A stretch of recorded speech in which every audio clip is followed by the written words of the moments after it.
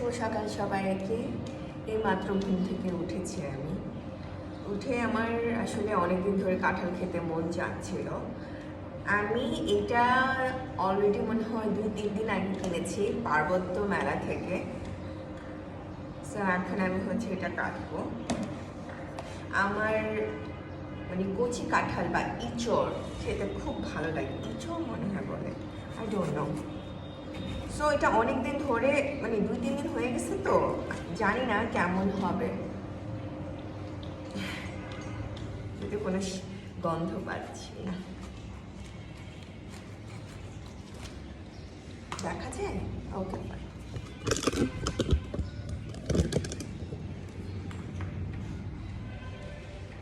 এখনো রোদ উঠেনি, তার জন্য একটু হালকা হালকা আলো।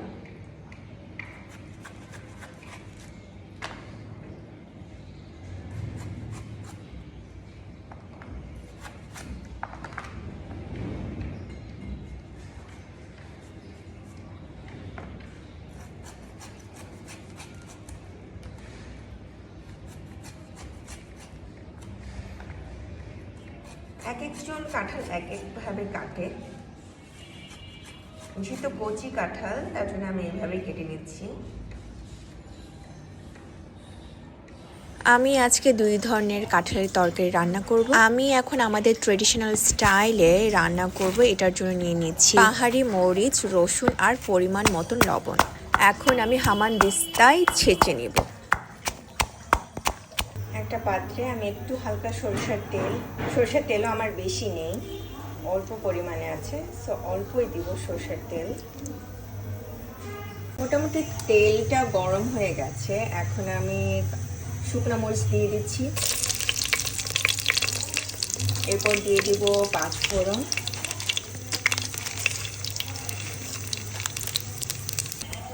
এরপর দিয়ে দিব এখানে রয়েছে কাঁঠাল, মিষ্টি কুমড়া, বেগুন, আলু, নর্মাল আলু আর মিষ্টি আলু, এগুলো সব দিয়ে দিব।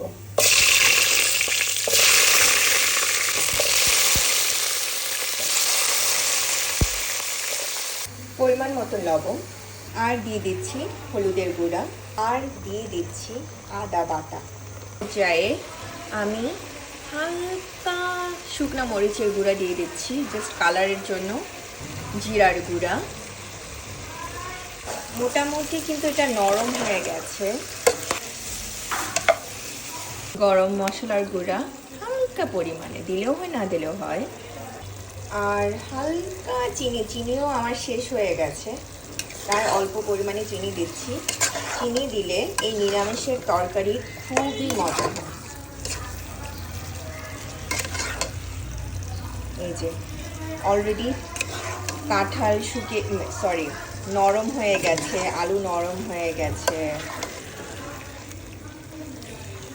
এখানে রয়েছে কাঁঠালের টুকরো, এটা হচ্ছে গিয়ে নাপ্পি, চিংড়ি শুটকি, আর এটা হচ্ছে মরিচ বাটা রসুন দিয়ে, আর এটা হচ্ছে কি সাবারাং পাতা, মানে চাকমা ভাষায় বলে সাবারাং পাতা, এটা হচ্ছে কি শুকনাগুলো, আর মারমা ভাষায় বলে টুং। আর লবণ তো হচ্ছে মরিচের সাথে আছে। এখন শুধু পানি দিয়ে আমি রান্না বসিয়ে দিব। আর পরিমাণ মতন হলুদও দিয়ে দিচ্ছি খাওয়ার জন্য পানি। আমি একসাথেই সব কিছু দিয়ে দিই। এখন ঢাকনা দিয়ে বসিয়ে রাখবো। এখানেও আর একটা তরকারি হচ্ছে, মোটামুটি সিদ্ধ হয়ে গেছে। এখন আমি চালের গুঁড়া দিব, এটা হচ্ছে চালের গুঁড়া। আমাদের ট্রেডিশনাল স্টাইলে কাঁঠালের তরকারি রান্না কমপ্লিট হয়ে গেছে। আরেকটা তরকারির জন্য আমি আলু ভাজছি। মুরগির মাংস বা যে কোনো মাংস আলু ছাড়া আমার একদমই ভালো লাগে না, আর আমার ছোট ভাইরাও আলু খুবই পছন্দ করে।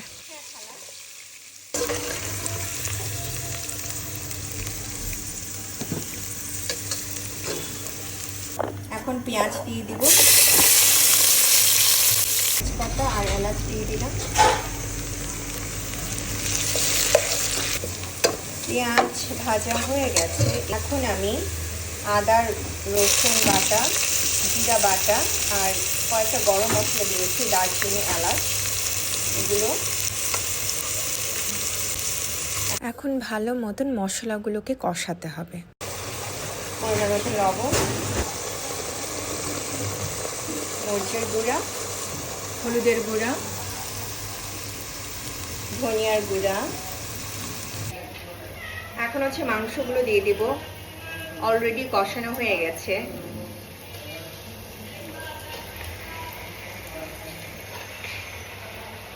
আমি এখানে মাংস রান্না করছি আর আমার পায়ের কাছে ঘন্টু মিয়াও মিয়াও মিয়াও করছে।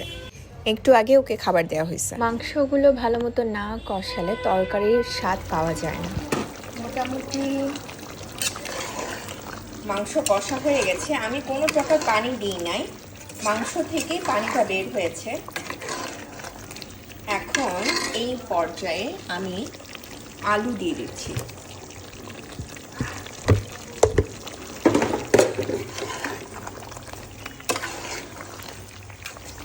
আলু দিয়ে আরো কিছুক্ষণ আমি কষাতে থাকবো।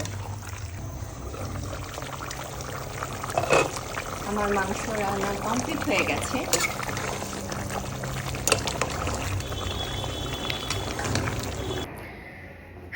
আমি এখন খেতে বসে গেছি। এটা হচ্ছে নিরামিষ আর এটা হচ্ছে আমাদের স্টাইলে, পাহাড়ি স্টাইলে রান্না। মাংস আসলে আমার খেতে ইচ্ছা করে না, মন চায় না মাংস খেতে।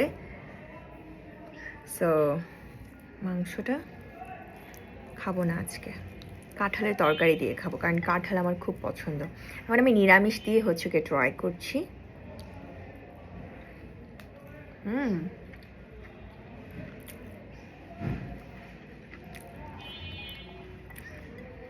খুবই মজা। যে নিরামিষ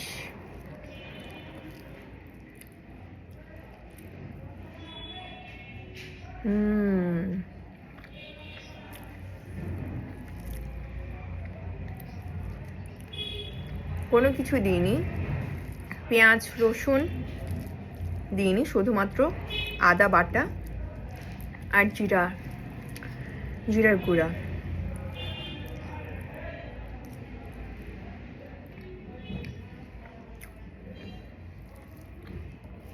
খুবই মজা। আর 5 ফোড়ন তো আছে। এখন আমি আমাদের স্টাইলে কাঁঠালের তরকারি খাচ্ছি।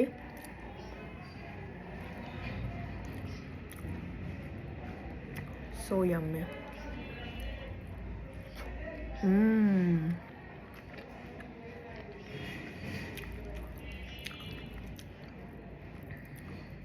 বছরের প্রথম কাঁঠালের তরকারি খাচ্ছি,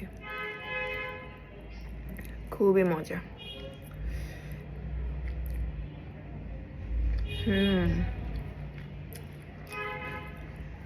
বেস্ট। মানুষ বলে নিজের রান্না নাকি নিজে খেতে পারে না, বাট আমি আমার রান্না আমি খুবই পছন্দ করি।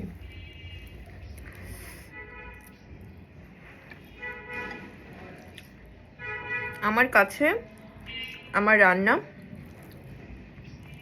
রান্না করতে আমার ভালো লাগে আর খেতেও খুব অমৃত লাগে।